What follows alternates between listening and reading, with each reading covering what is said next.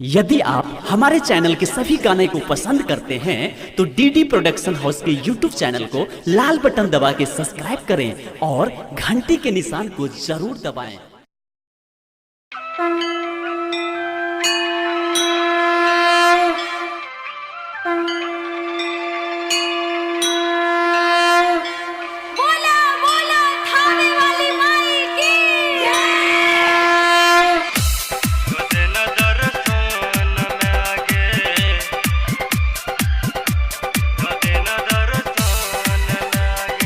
Presented by DD Production House, Sakri।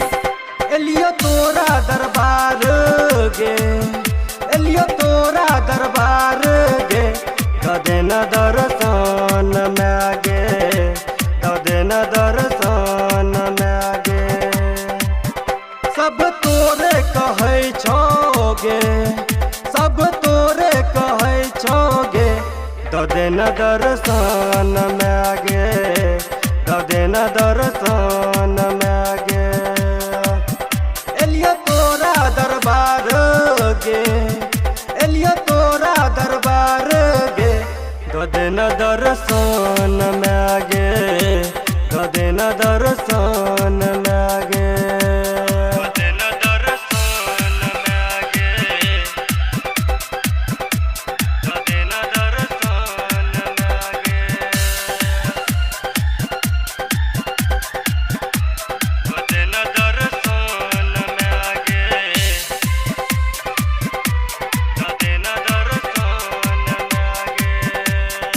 Presented by DD Production House, Sakri।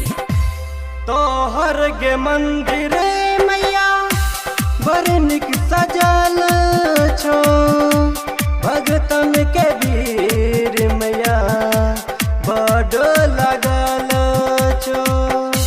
तोहर गे मंदिर मैया बड़ निक सजल छो, भगतन के वीर मैया बड़ लगल छो।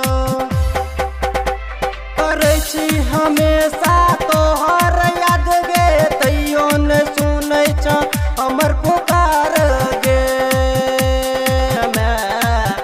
छै मन में बेचैनी गे, छै मन में बेचैनी गे, कदे न दर्शन में आगे, कदे न दर्शन में आगे।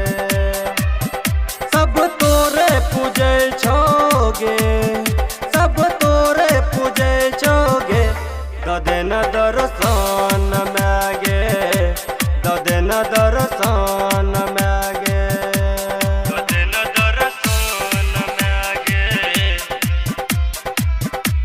कदे न दर्शन में आगे, कदे न दर्शन में आगे,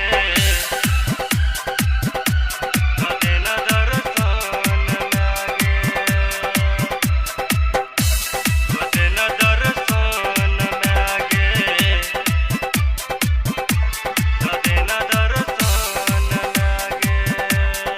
Presented by DD Production House, Sakri। दुख में मरै छी गे मैया, सहलो न जाय छो, तोरा कनियो मैया दया नहीं आबै छो। दुख में मरै छी गे मैया, सहलो न जाय छो, तोरा कनियो मैया दया नहीं आबै छो। रंबा पुरामा विनती करै छो, मैं दीपक गंगेश नाम जपै छोगे। सुन ले मनोज के अर्जी गे, सुन ले मनोज के अर्जी गे, कदे न दर्शन में आगे, कदे न दर्शन में आगे। सब तोरे कहै छोगे, सब तोरे कहै छोगे, कदे न दर्शन में आगे, कदे न दर्शन में आगे।